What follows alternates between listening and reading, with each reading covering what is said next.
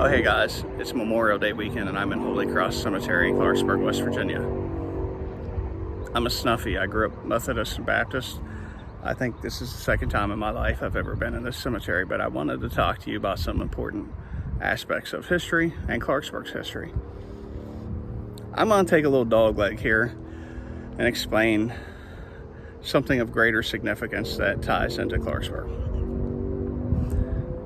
In the late 1700s, the French people overthrew their monarchy and overthrew the feudal system. There was no longer a distinction between common people and noble people. Eventually, they became subject to a monarchy again in Napoleon Bonaparte, but they remained at least some of the traditions of freedom and liberty. Napoleon, of course, engaged on a series of wars that lasted about 25 years.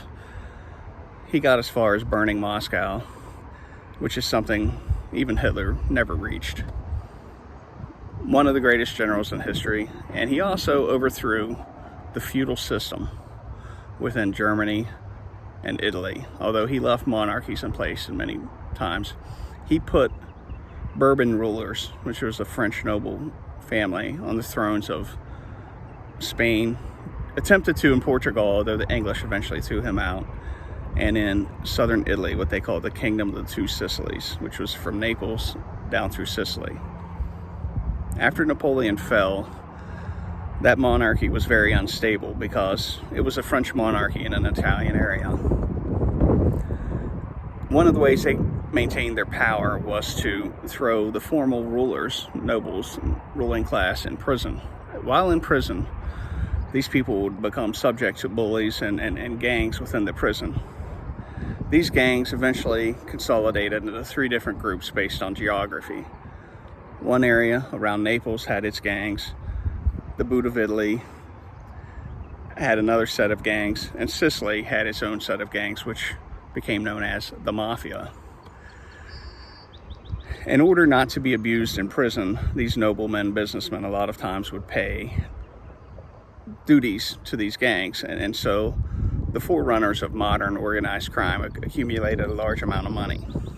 Other people the Bourbon rulers would throw into prison would be quote-unquote Democrats, Republicans. Both terms refer to people who wanted not a monarchy, but a democratic system of government, or at least a parliament with a constitutional monarchy. These people were in prison, and they noticed that the gangs had a lot of power and created allies with them in the hopes that someday they could use this gang to overthrow the Bourbon monarchy. That's exactly what happened when the Garibaldi from the Piedmont area of Italy consolidated his rule over all of Italy with the assistance of the French and Napoleon's nephew, Napoleon III.